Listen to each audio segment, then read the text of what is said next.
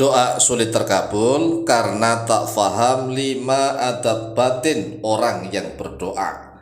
Oleh sebab itulah agar doa-doa kita ini mudah dikabulkan oleh Allah Azza wa Jalla dan bukan istidraj. Apa itu istidraj? Istidraj adalah pemberian yang tanpa ridho. Kalau Allah memberi tetapi tidak ridho, itu namanya istidraj. Sebagaimana Allah mengabulkan doanya iblis, doanya setan, doanya iblis itu malah cespleng. Doanya iblis itu Masya Allah cespleng kes kontan. Tetapi apakah Allah ridho kepada iblis? Tidak kan? Tidak, Allah tidak ridho kepada iblis, Allah tidak ridho kepada setan. Oleh sebab itulah agar kita setiap doa-doa kita ini mustajab dan plus ridhonya Allah, maka perhatikan adab-adab batiniyah, adab-adab batin. Kan selama ini banyak saudara-saudara kita yang mengaku bahwa kami sudah sering mengamalkan doa ijazah, tetapi mengapa tidak ada satupun yang cespleng, tidak ada satupun yang mustajab, yang makbul. Kita masih terombang-ambing. Nah, orang-orang semacam ini sebaiknya harus mendengarkan 5 adab atau etika tatkala berdoa. Adab batin berdoa. Perhatikan nih, yang pertama, harus niat ibadah secara ikhlas hanya karena Allah. Karena doa itu ibadah.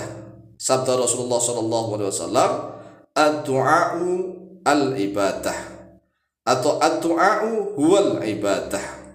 Doa yaitu ibadah. Bahkan di dalam hadis lain, ad-du'a'u mukhul ibadati. Doa itu sumsumnya ibadah. Sehingga tatkala kita berdoa, kita tata hati kita. Inilah adab batiniyah. Batin karena memang niat itu dalam hati.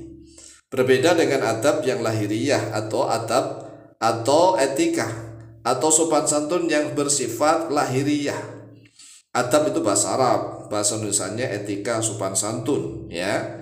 Ada adab yang sifatnya lahiriah, ada adab yang sifatnya batiniyah. Contohnya adab lahiriah ya mengangkat kedua tangan. Mengangkat kedua tangan ini adab secara lahiriah. Kemudian dalam keadaan suci dari hadas besar maupun hadas kecil, ini adab lahiriah. Dan lain-lain. Nah, sedangkan kalau adabnya ini batiniyah, yang tahu adalah batin kita, hati kita.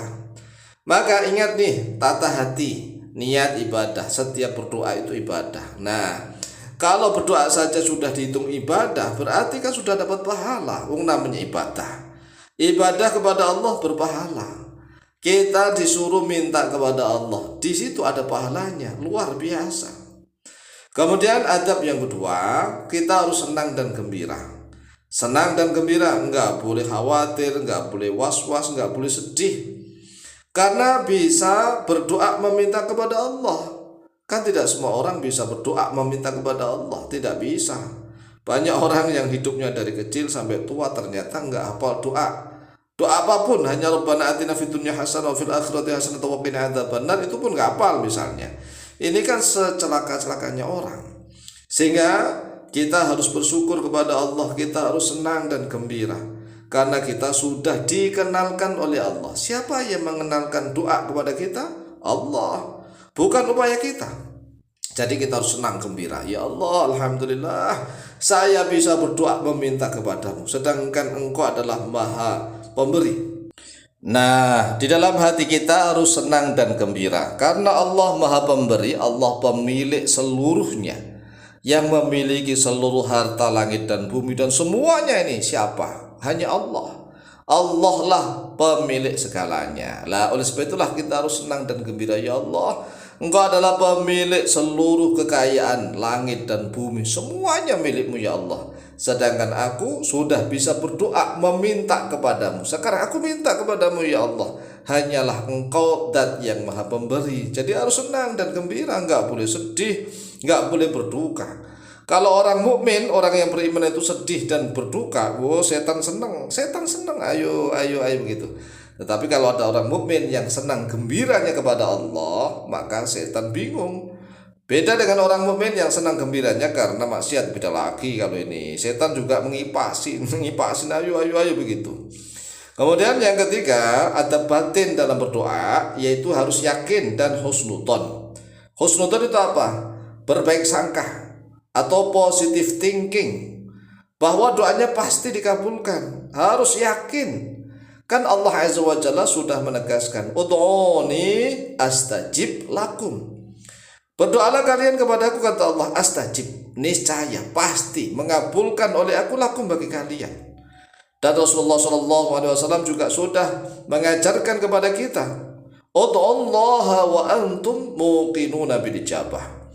Berdoalah kalian kepada Allah sedangkan kalian harus yakin dikabulkan. Nah, kalau nggak yakin apalagi suudzon kepada Allah, wah ini alamat nih.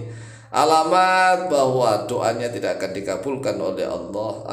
Masya Allah, kan sudah suudzon kepada Allah, jadi nggak bisa dikabulkan. Walaupun Allah berjanji pasti mengabulkan, tetapi dia sudah suudzon kepada Allah. Nah, orang-orang yang berdoa tapi sudah suudzon kepada Allah, ya doanya tertolak wong dia suudzon. Kemudian yang keempat, tidak boleh tergesa-gesa dalam harapan dan penantian. Apalagi sampai berkata, aku sudah sering berdoa tetapi tidak dikabulkan. Aku sudah mengamalkan zikir ini dan itu. Aku sudah mengamalkan doa ini dan itu. Amalan-amalan sudah banyak sekali aku amalkan, tetapi tidak dikabulkan. Nah, kalau sampai muncul ucapan seperti ini, maka bangunan doa yang sudah dibangun selama ini akan hancur berkeping-keping seketika. Orang berdoa itu ibarat orang menumpuk batu bata. Doa sekali, kemudian dua kali itu ditumpuk di atasnya, 3 kali ditumpuk di atasnya, 4 kali sampai sebanyak-banyaknya. Akhirnya doa itu tinggi menjulang sampai ke langit. Nah, kalau sampai terucap, aku sudah sering berdoa tetapi tidak dikabulkan, bangunan doa yang sudah menjulang ke langit itu langsung runtuh, hancur seketika. Masya Allah. Berarti kita harus ngawali dari pertama lagi, menyusun bangunan doa lagi. Ya ini naudzubillah min dzalik. Nah, kalau seandainya itu ada di dalam hatinya saja, di dalam hatinya ngomong, cuma hatinya doang, aku sudah sering berdoa nih tapi kok nggak dikabul-kabulkan ya, tapi nggak diucapkan di lisan, maka itu disebut godaan iman. Jadi imannya sedang digoda, apakah dia tetap maju atau mundur begitu. Jadi kalau dia tetap maju istiqomah, maka dia akan berhasil dan sukses. Tetapi kalau dia mundur, ya sudah, ya nggak akan sukses, kan begitu. Tapi kalau sudah diucapkan, itu langsung seluruh bangunan doa yang dibangun selama ini hancur berkeping-keping, hancur lebur seketika. Kemudian adab batiniyah doa orang berdoa yang kelima, apabila doanya sudah dikabulkan, maka dia merasa punya hutang kepada Allah, punya hutang ya untuk lebih rajin beribadah. Jangan malah lupa pura-pura lupa. Apalagi sampai lupa daratan. Lupa daratan itu apa? Dia meyakini bahwa kesuksesannya itu dari hasil kerja dia. Wah, dari kepandaiannya, dari upaya sendiri. Wah, ini malah tambah orang yang sudah keblacut nih ya. Jadi kalau doa kita minta apa misalnya dikabulkan oleh Allah, maka hati kita harus siap-siap nih, ya Allah, Engkau telah mengabulkan doaku, maka aku punya hutang, harus memperbanyak amal ibadah, memperbanyak pengajian. Setelah memiliki banyak ilmu kemudian diamalkan, amalan-amalan diperbanyak. Begitulah, ini adalah 5 daripada adab batin orang yang berdoa. Semoga bisa dipahami, lebih kurangnya mohon maaf. Wallahu taala a'lamu bishawab.